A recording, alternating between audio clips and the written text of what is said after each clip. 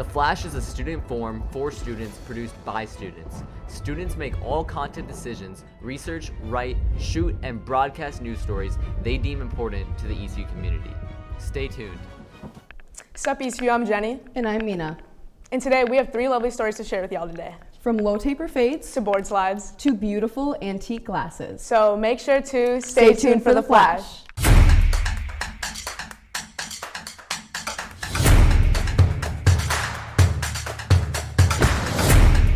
Stay tuned for the Flash. Dang, I messed up. We gotta go bald. Jenny, come on! At least Lilly has a story on someone who knows what they're doing. Take it away, Lilly.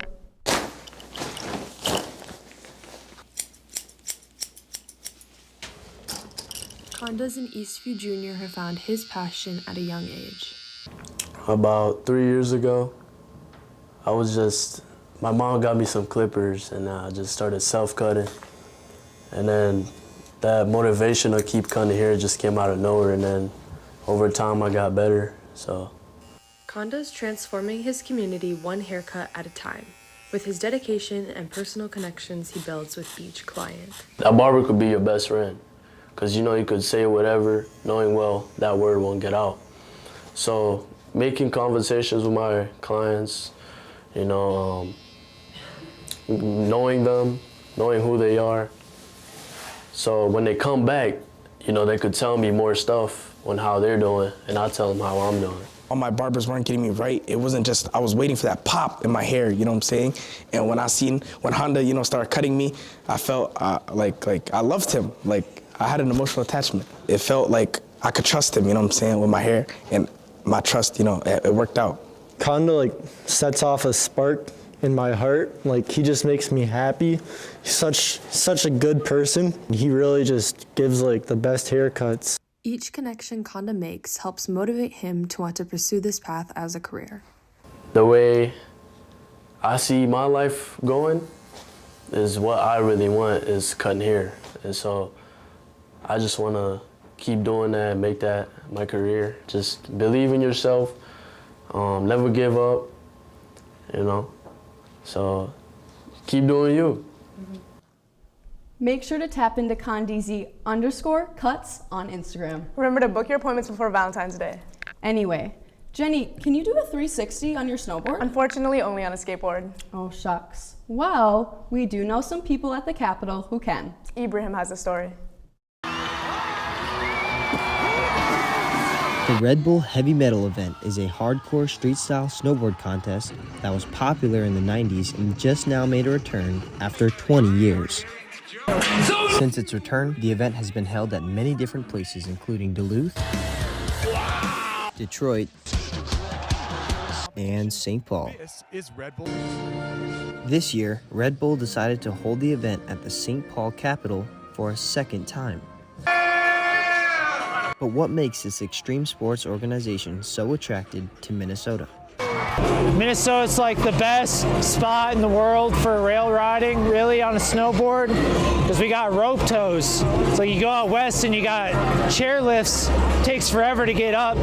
You only get one lap every 20 minutes. Here you're 10 seconds down, 10 seconds up. So everyone gets super good. Everyone's riding rails every day. I was riding them yesterday.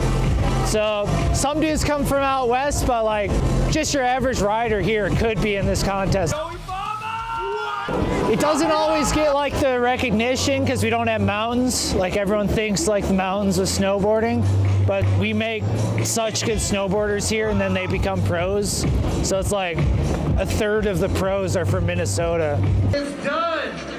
Minnesotan snowboarders have found a new way to persist through the flatlands and create a new love for snowboarding worldwide. It's a tight-knit community, it's legit. For The Flash, this is Ibrahim with the help of Shazan and Jenny, signing up.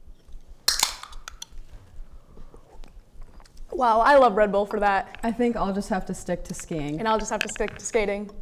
Mina, where'd you get this glass from? I actually got it at an antique store. I love antiquing, and actually, Skylar's got some insight on that. Here in Burnsville, we are at Antiques, Minnesota to find out why antiquing is important.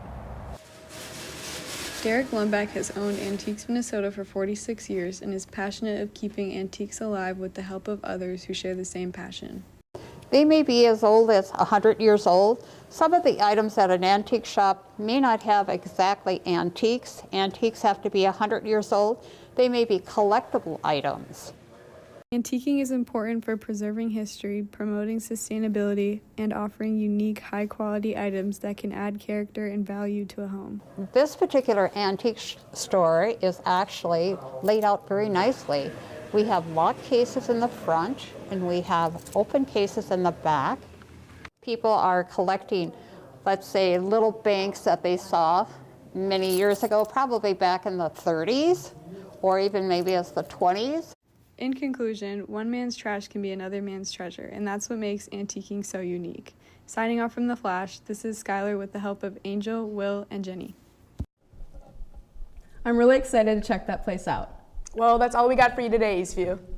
Have a beloved Valentine's Day. Even if you don't got one. And remember to stay tuned for the credits.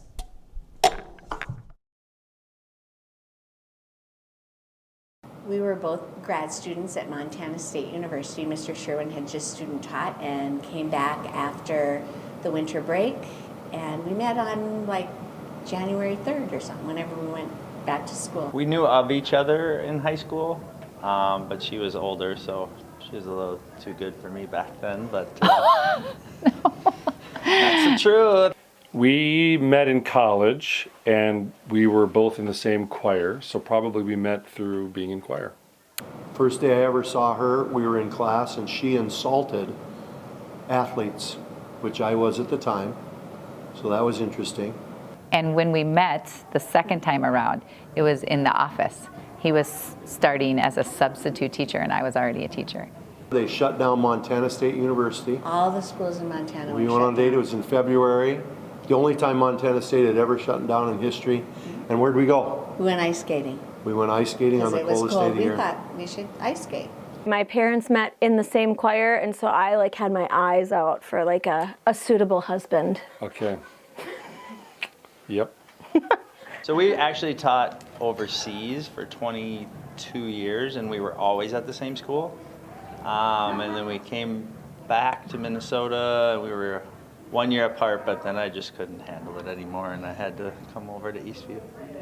And the story thickens, but we'll leave Wanna you in give it all suspense. Got engaged in July, married in December.